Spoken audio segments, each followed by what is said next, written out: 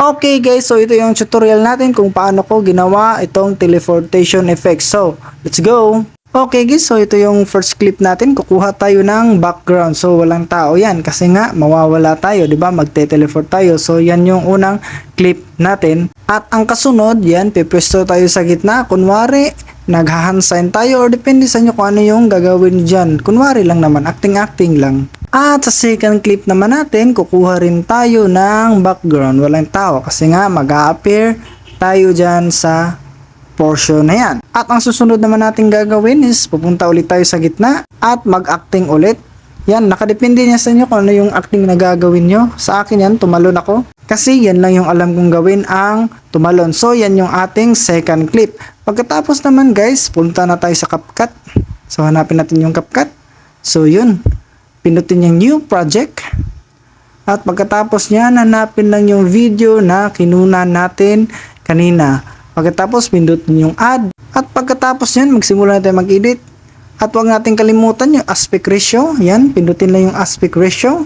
9:16 kasi yan yung pang reels. Pagkatapos guys, hanap lang tayo ng kung saan tayo matapos. Yan sa akin, 4 seconds. Pero puputulin pa natin yan mamaya. Pindutin lang yung video, tapos split. Pero sa part na yan guys, hahanapin pa natin kung saan tayo pwedeng magsimula or yung naka-hand sign na tayo. So sa akin, pwede na siguro yan.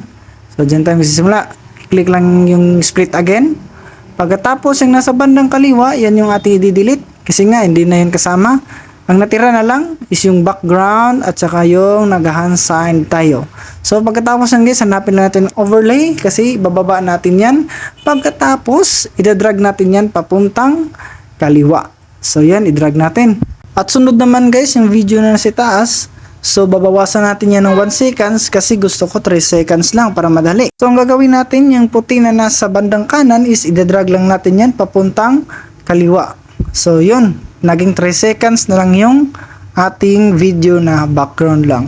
So ang kasunod naman guys, yung nasa ibaba, gagawin natin yan 2 seconds, pindutin na yung video, pagkatapos split. At yung video na naka-highlights, ayan yung i-delete natin. So yung natira na lang guys is 2 seconds. So yan yung gagawa natin ng effects mamaya. At ang susunod naman natin gagawin is dito tayo sa clip 2. Kagaya sa clip 1 guys is dito sa clip 2 magtitira din tayo ng 3 seconds lang. Kasi nga ikli lang yung gagawin natin. So pindutin yung video, pagkatapos split. At hahanapin natin yung video kung saan tayo tumatalon na or nakatalon. Hanapin lang natin, saan banda yon? Okay. Oops. Okay, dyan. So, pwede na yan guys. So, ang gagawin natin, pindutin yung video, pagkatapos split. At yung nasa bandang kaliwa guys, yan yung i-delete natin. So, yan. Ang yung natira na lang is yung background at yung nakatalon na tayo. So, yung nakatalon tayo guys, yan yung i-overlay natin. Ilalagay natin yan sa baba. Hanapin yung overlay. So, yun, pindutin. Idadrag natin.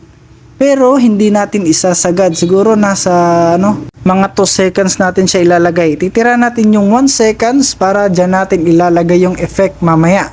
Para magmumukha talagang nakateleport tayo. So, yung nasa ibaba, pinutin lang at i-split. At yung nasa bandang kanan, yan yung i-delete natin. So, yun guys, tapos na tayo. Yan, subukan natin. Oops, nawala. Okay, dyan, dumating. At ang gagawin naman natin guys is lalagyan natin ng effect. At yung nasa ibabang parte, yan, yung 2 seconds yan, yung may tao, pipindutin lang yan, hahatiin natin yan sa dalawa. Pindutin lang, tapos split. Yung naka-highlights guys, yan yung lalagyan natin ng effects. So, hanapin lang natin yung effects. Saan ba yun? So, yun, effects. Tapos, body effects. So, yun guys, dito pala sa CapCut, no?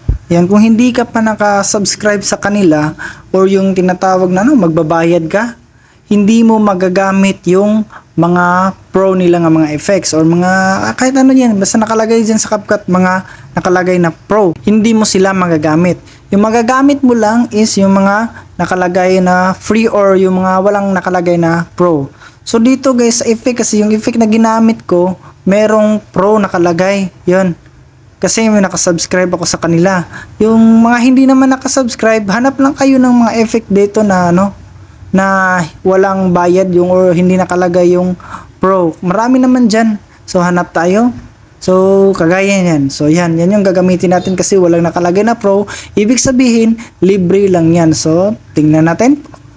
Oops, oh yun. So, pwede na. At dito naman din sa kabila, yung walang tao, maglalagay din tayo ng effect dyan. So, hanapin natin yung walang tao. Saan ba banda? So, dyan. Okay, pwede na yan. Pindutin lang yung split at mahahati na sila. Yung maliit na, guys, portion, yan, yung naka-highlights, yan yung lalagyan natin ng effect. So, balik tayo sa effect, body effect ulit.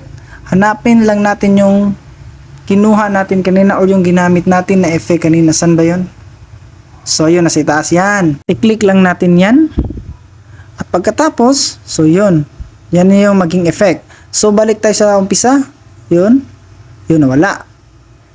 Okay. At pagkatapos nyan, pwede nang i-export. I-click yung export na nasa itaas. So, ganyan lang kadali gumawa ng ganyang klaseng video, guys. At huwag rin kalimutang mag-follow for more tutorials. Maraming salamat sa inyong panunood.